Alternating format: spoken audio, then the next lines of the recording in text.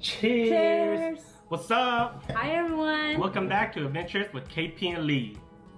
We just got back from Cancun 2 weeks ago on March 15th through the 18th. We thought that would be a good idea to give you guys a recap of the whole trip, of some tips of what to do and don't. Before we start, if you haven't seen our videos, check them out on our Cancun trip playlist. First of all, let's start with what to expect at the airport.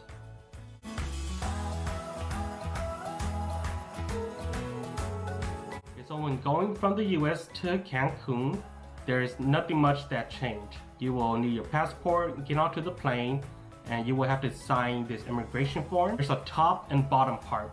Go ahead and sign both of those parts because once you land and go through immigration, they will take the top part and leave you with the bottom part to come back.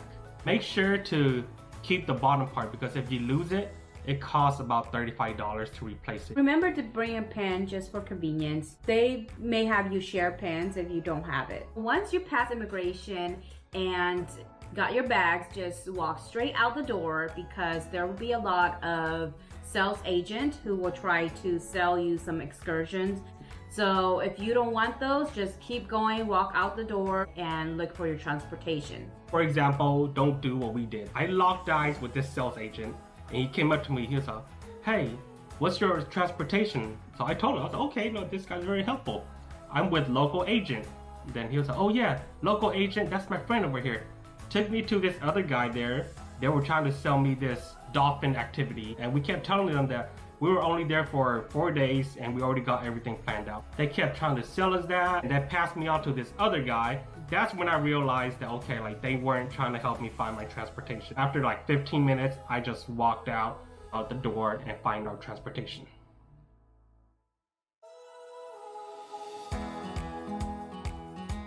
Coming back from Mexico to the United States, it's a little bit more complicated. Make sure you give yourself 2 to 3 hours to check in and gather all the documents that you needed.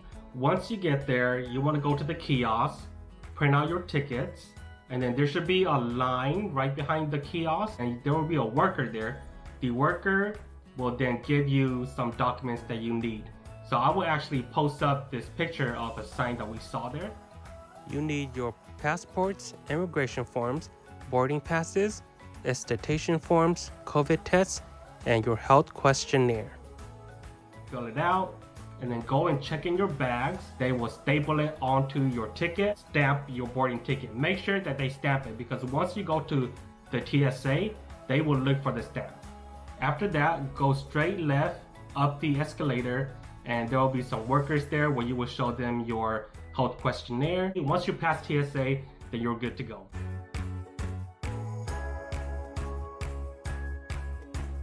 So now, Xcaret Park. Okay, so I booked Xcaret Park online. It includes transportation. So once they pick you up and take you there, they will have you sign some documentations. The pen is very important. So sign those documentations. Once you get there, they will help you check in.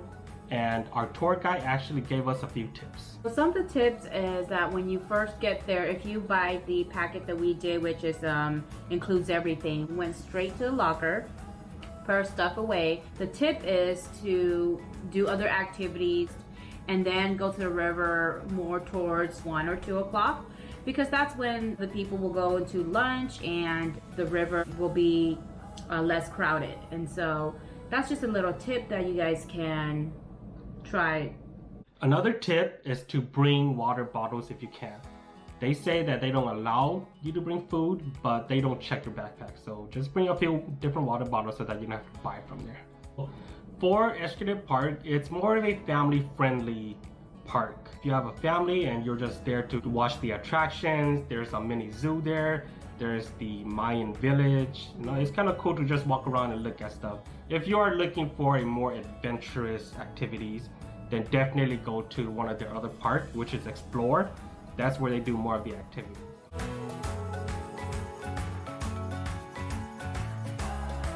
Last but not least, a little bit more about our resort. Cheers!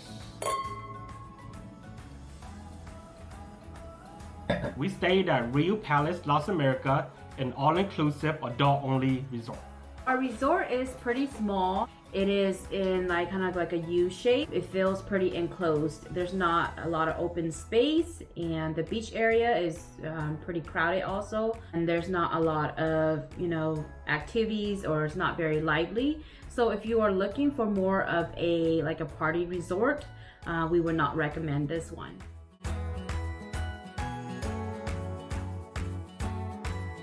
Remember to always tip, especially at the resorts. These people, they work very hard, they make very little money. So just tipping them $1 here and there really makes up a lot for them. Our general guideline is that for every drink, we tip $1. And for our meals, we tip anywhere from $5 to $10 depending on their service. Money exchanges, we didn't exchange any money for pesos. Everywhere we went, we just tipped them the dollar bills. There is a place right across the street from our resort where you can exchange money. And you can always just Google to see if there's any sort of other money exchanges around where your resort is at.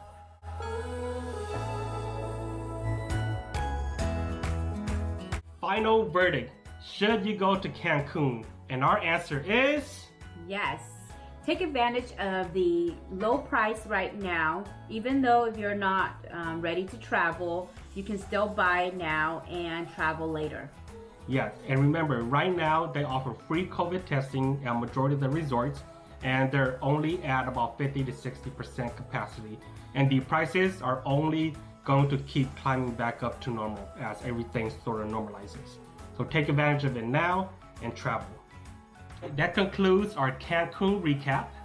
Hopefully you guys find some of these information useful. Thank you for watching, everyone. Don't forget to like, subscribe, and share.